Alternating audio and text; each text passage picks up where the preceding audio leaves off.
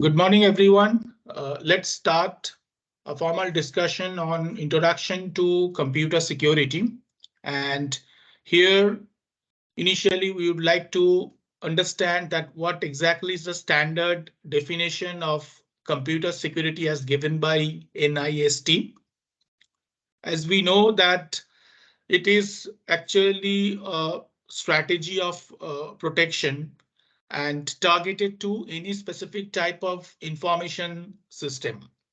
And the basic objective of computer security is to incorporate three very important pillars, which we will come across in a later stage. That's known as integrity, availability, and confidentiality related to the critical resources of any specific information system.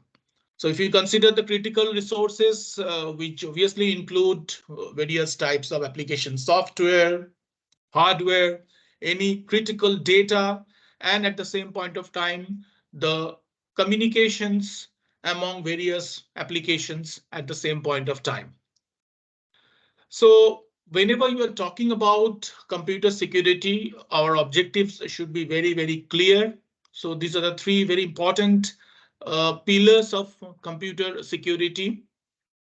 Number one, we can say it as the confidentiality.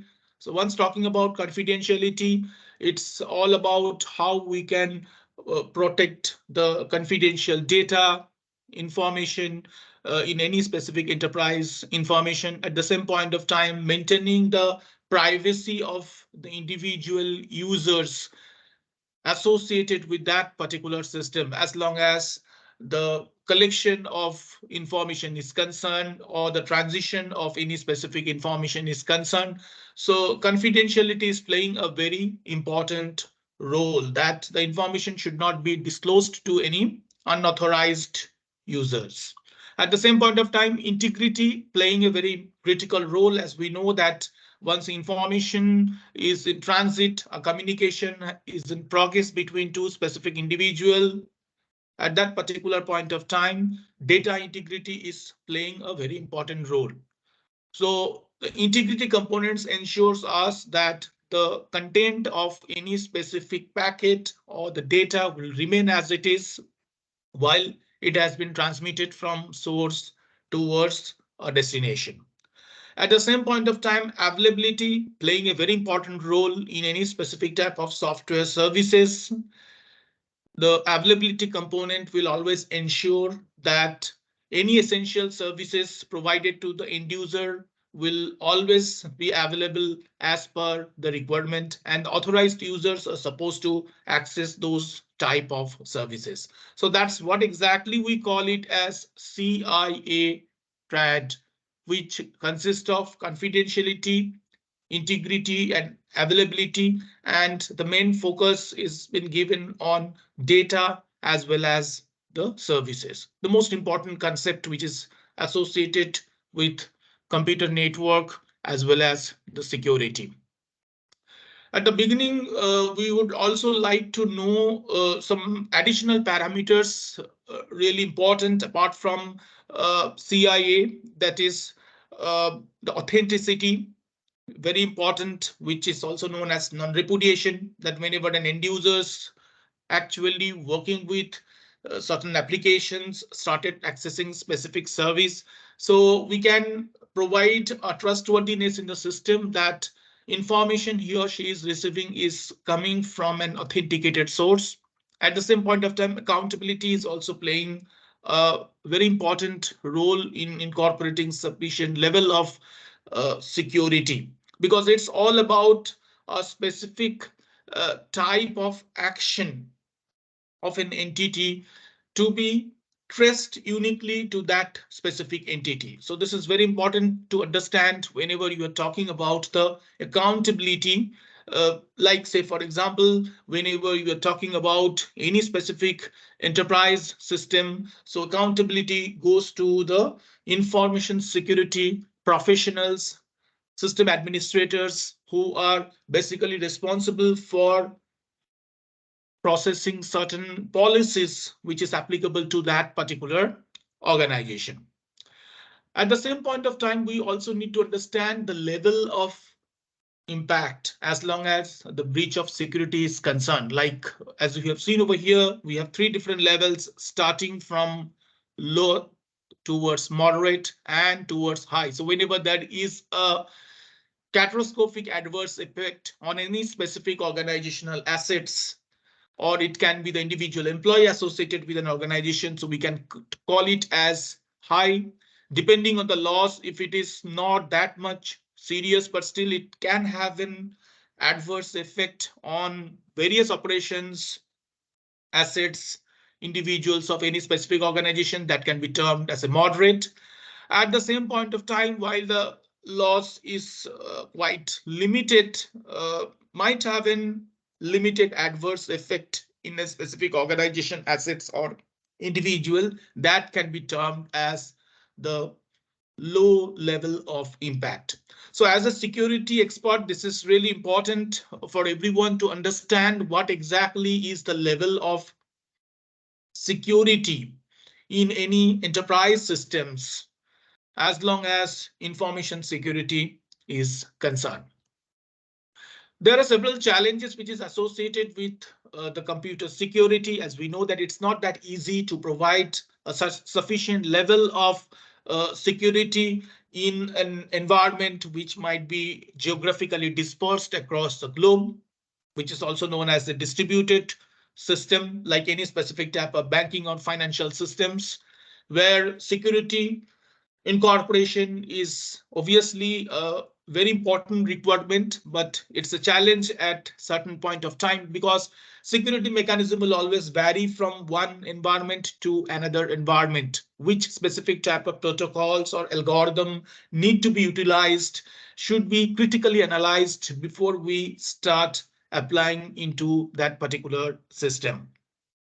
So there are various security mechanisms and there are various security standards which we are going to learn now that will really help us to understand and overcome various types of challenges associated with computer security.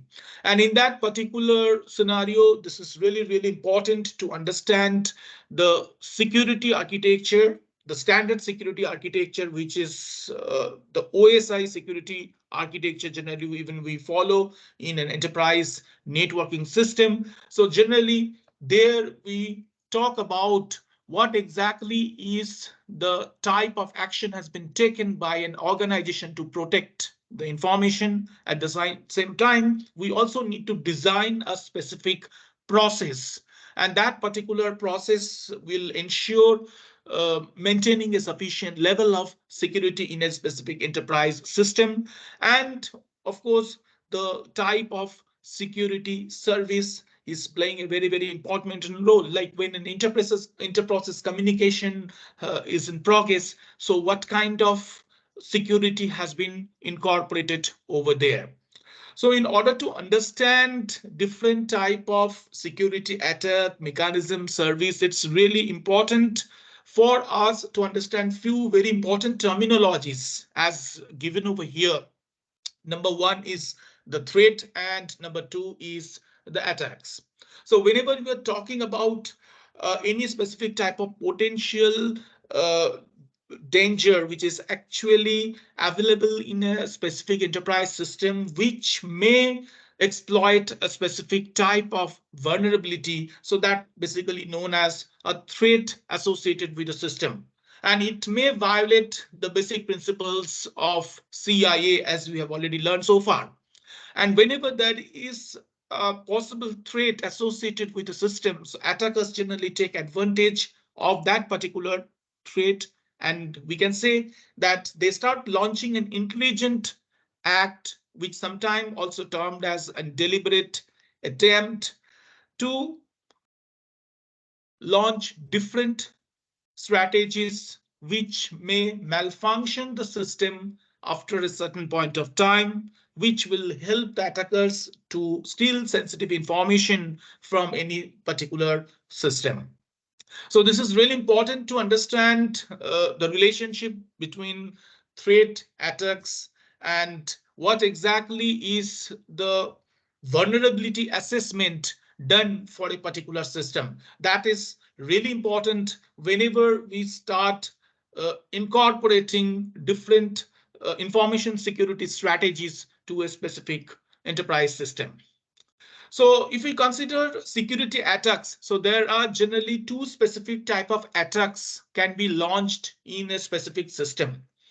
One is known as the passive attack, as you can see in this particular diagram, that two person, Bob and Elias, start communicating with each other, and another person start intercepting the information. So this is basically known as passive attack. Okay, so a kind of intruder who is available, who start intercepting the information data which is in transit when Bob and Eli start communicating with each other. So they start intercepting the information. Sometimes it's also known as wiretapping or eavesdropping if a strong material has not been used in the communication path, or if the communication path is not encrypted. So this type of attack can be launched in a specific system.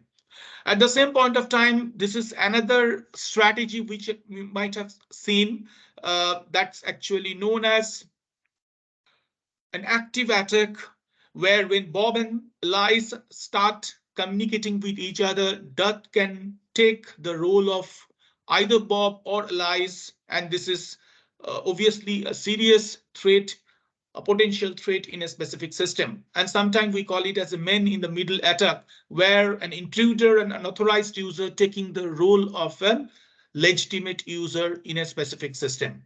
So these are the two attacks. Broadly, if we consider different categories of attack, maybe related to the system, related to a specific application, or it can be related to a network, can be classified into passive attacks, or it can be an active attack in a very broader sense. And we have different kind of security protocols. Security, industrial security standard has been incorporated to protect the same. And that's basically known as X.800, which we are going to learn soon. A standard process of preventing different specific type of attack, which is actually very harmful for the system. So here we come across two specific type of attack. One is basically known as the passive attack, as you can see over here, and another one is basically known as an active attack. There are different categories of active attack can be launched in a specific system, just like as you can see over here. Masquerade is one of the very important concept, as we know that when one specific unauthorized users can take the role of an authorized user and start launching different strategies over the system. At the same point of time, it can be a type of replay attack, that whenever there is a transmission of message, it can be intercepted. And if we consider the criticality of that replay, we can say that even the message which is in transit can also be altered in between and can be forwarded to the corresponding destination, which is obviously known as the modification of message. And at the same point of time, DOS, denial of service, which generally affects any specific type of web services which has been provided to the consumers, can be disrupted by launching different type of attack.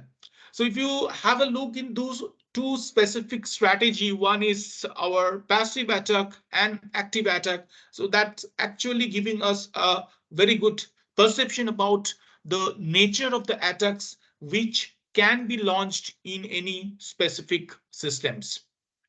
As I already told you, that there are different type of services which has been provided, and one of the standard service is generally known as X.800, a dedicated service which has been provided by a specific protocol layer, and generally it ensures adequate level of security over the systems.